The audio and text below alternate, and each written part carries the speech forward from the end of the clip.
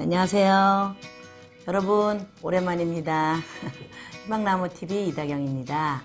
제가 오늘은 여러분들이 그 집을 계약하실 때 아니면 자녀분 집을 얻어주실 때 임대차 계약하는 방법, 주의할 점, 그 다음에 점검해야 할 점에 대해서 좀 말씀드리려고 하는데요. 간단한 자료하고 한번 같이 보실까요? 우리가 주택 임대차를 계약할 당시에 좀 유의해야 할 사항이 있어요. 자, 보시면 확정일자는 꼭 받아둬야 되는 거 아시죠? 그죠? 계약을 하고 난 다음에 주소를 옮기고 계약서에 확정일자는 꼭 받아둬야 되고요. 그 다음에 우리가 그 등기부등본을 확인을 하다 보면 저당이 얼마가 잡혀 있나 채권 금액이 쭉 나옵니다. 그거 등기부등본 보는 법 제가 좀 이따 해드릴 텐데요. 그 현재 건물 시가의 70%가 넘으면 되게 위험한 계약이에요. 내가 보증금을 걸 금액과 현재 잡혀있는 채권이 그 건물 금액의 70%를 넘으면 안 됩니다. 예를 들어 10억짜리면 모두 합해서 7억이 넘으면 안 되는 거예요. 위험합니다. 경매 나갔을 때는 내가 못 받을 수도 있어요. 그리고 또 하나 그 등기부 등본상의 소유자와 계약을 해야 돼요. 예를 들어서 남편 이름으로 돼 있고 와이프가 남편 인감도장을 가지고 왔어요. 그래도 안 됩니다. 그럴 때는 아주 정중하게 거절을 하셔야 돼요.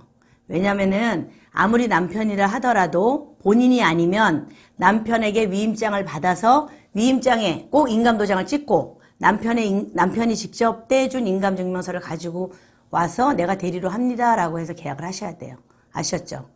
그런 부분하고 그다음에 이거 많이 놓치고 가세요. 계약하시는 분들이 뭐냐면 집주인의 국세 및 지방세 납입증명서 제출을 요구하셔야 돼요.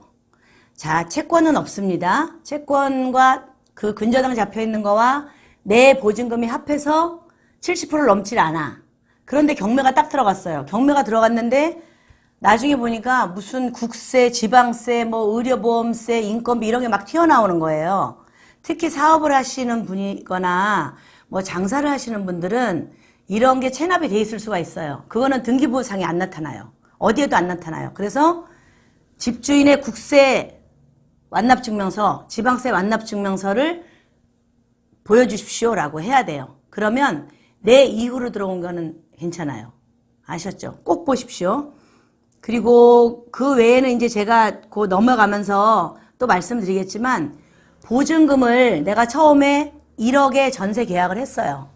그리고 2년 있다 또 올려주잖아요. 그죠? 증액을 해줘. 그럼 2년 있다 올려주고 나면은 보통 사람들이 그 올려준 거에 대해서는 확정일자를 다시 받질 않습니다. 그러시면 여러분은 제일 처음 초기에 계약한 1억에 대해서만 보상을 받으세요.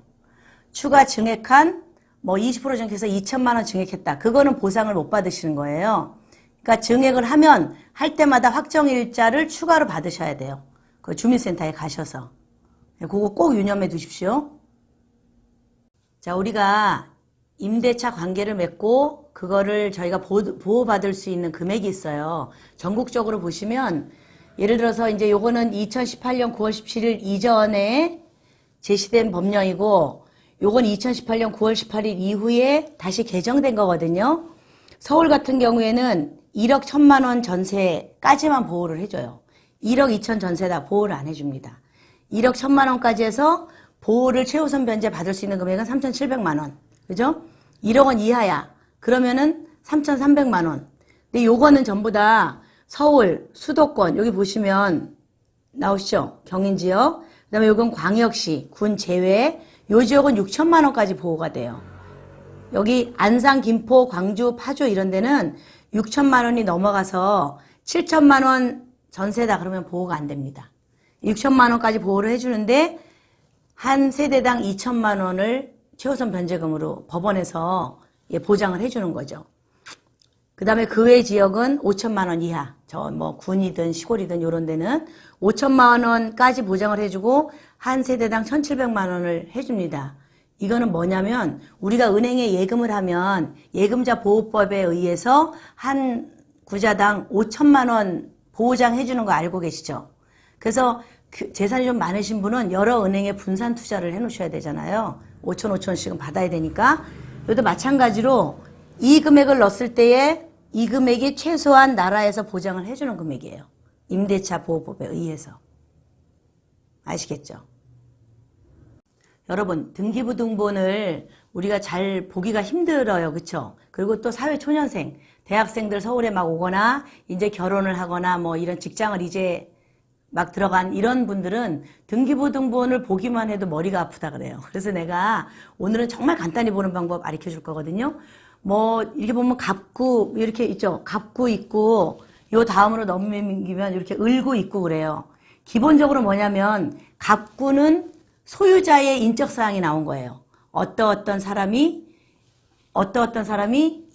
여기 소유자다. 자, 보시면 이제 한번 볼까요? 자, 갑구는 이렇게 소유자 사항이 나오는 거예요. 그죠? 소유권. 상속받았네, 이분은. 그쵸? 상속받았고 몇 분에 몇 이렇게 쭉 나오죠. 여기에 소유자에 있는 여기 명시된 분하고 계약을 하셔야 되는 거예요. 계약사항 할 때 이분을 보시고 그 다음에 을구는 뭐냐면 을구는 이렇게 저당이 잡혀 있거나 채권액이 있는 경우에는 을구 이렇게 돼갖고 금액이 잡혀요. 금 3,900만 원을 어디에서 빌렸어요? 남대문로 2가 있는 아현동 지점 한일은행에서 빌렸죠. 옛날에 빌린 거죠. 그래서 요거는 갑구는 소유권을 가지고 있는 사람의 인적사항, 을구는 어디에 근저당이 잡혀 있나 그거에 대한 인적사항. 그러니까 빚이 얼마냐는 거지. 이 소유자가 갑구에 있는 소유자가 을구에 보면 빚을 얼마를 갖고 있구나. 그래서 이 근저당과 내가 넣는 보증 금액이 시세의 70%를 넘어가면 안 된다는 거죠. 그러면 법적으로 문제가 됐을 때 내가 보장받기가 힘들어요. 무슨 얘기인지 아시겠죠? 그런데 이거 좀 더 간단히 보는 방법 내가 설명해 드릴게요. 보시면 자, 주요 등기사항 요약 참고용이라는 게 있어요. 이거는 뭐냐면 우리가 등기부등본을 발급할 때 그냥 발급하지 마시고 요약이라고 옆에 체크되는 부분이 있어요. 그 요약사항 내가 금방 보여드릴게요. 그 요약사항을 체크하고 인터넷으로 발급을 받으면 이게 나와요. 자, 보면은 여기 간단히 나오죠. 갑구의 소유자 사항이 나오잖아요.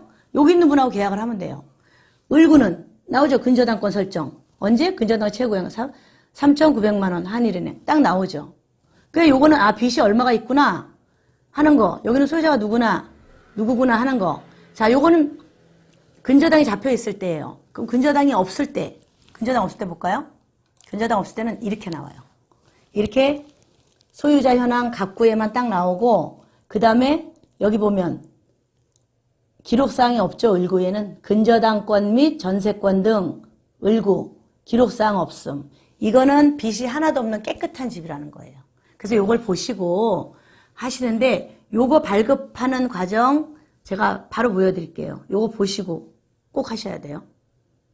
여러분 저희가 인터넷으로 요즘은 뭐 주민등록번이나 등기부등본 이런 걸 다 발급을 하잖아요. 그런데 인터넷으로 등기부등본을 발급할 때 보면 이런 화면이 나와요. 그죠? 그러면 아무 생각 없이 그냥 이렇게 발급 이렇게 누르거든요. 그러지 마시고 이 부분을 꼭 체크하세요. 이거는 원래 체크가 안 돼 있어요. 체크가 안 돼 있는데 여기다 이렇게 체크를 딱 하시고 난 다음에 발급을 하면 아까처럼 이렇게 잠깐만요. 자, 이렇게 간단한 요약사항이 나오는 거예요. 아셨죠? 이게 요약사항이 본인들은 막 그냥 일반 등기부등본을 보려면 되게 막 좀 헷갈리는데 이 요약사항이 나오면 그냥 갑구 을구가 딱 한눈에 보이는 거예요. 뭐 지우고 뭐 얼마다 막 복잡하게 지우고 또 돼 있고 이게 갚은 건지 안 갚은 건지 모르고 안 헷갈려요. 절대. 이거 딱 보면 갑구 누구구나 소유주 을구 근저당권이 있구나 아니면 없구나 아니면 이렇게 없구나 그죠? 전세권 등기도 없고 깨끗한 집이네 이렇게 딱 확인을 하고 하는 거니까 이렇게 여기 부분에 체크를 안 해줍니다. 본인이 직접 체크하고 발급을 하세요. 발급 비용은 똑같아요. 아셨죠? 자, 오늘부터 임대차 계약을 할 때는 아까 제가 명시한 사항 있죠? 꼭 소유주를 확인하고 소유주하고 계약을 할 것이며 대리인이 나왔을 때는 위임장에 소유주의 인감 도장이 찍혀 있는 그 위임장과 소유주의 그 인감 증명서가 들고 온 사람하고 한해서 계약을 해야 돼요. 근데 들고 온 사람의 신분증도 같이 확인을 해야 됩니다. 어떤 분인지. 그렇게 해서 하셔야 되고, 그리고 중요한 거 하나는 내가 계약을 했어. 2년 있다가 다시 올려주잖아요. 증액을 하잖아요. 증액을 했을 때 다시 한번 확정 일자를 또 받으셔야 돼요. 주민센터 가셔서. 안 그러면 증액한 부분에 대해서는 보장을 안 해줍니다. 꼭 명시하시고, 또 하나 놓치시는 거. 이건 부동산에서도 말을 안 해줄 거예요. 뭐냐면 그 사람의 국세 완납 증명, 지방세 완납 증명을 발급해달라고 하세요. 그 사람이 그런 세금이 있을 때에는 공매나 경매로 처분이 되는 경우가 있습니다.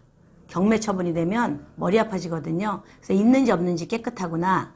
또 근저당이 잡혔는지 안 잡혔는지 깨끗하다. 이런 집에 하시고 절대 시세의 70%를 넘지 않게 금액을 조정해서 계약을 하시고요. 오늘은 여기까지 제가 임대차에 관해서 여러분이 임대차 계약을 하실 때 조금 주의하셔야 할 사항을 간략하게 해드렸습니다. 자, 궁금하신 건 아래 댓글 다시면 제가 그 집 주소랑 보내주시면 제가 봐드릴 수 있어요. 여기는 어떻게 계약을 하셔라. 그거 하시고요. 그 다음에 구독, 아시죠? 구독, 좋아요 항상 해주시고요. 그리고 또 제가 굉장히 뚱뚱하게 나오죠. 제 찍는 애가 좀 나를 밑에서 이렇게 찍는 것 같아. 카메라를 위에서 이렇게 찍어야지, 그죠? 푸시아 셀카 찍듯이.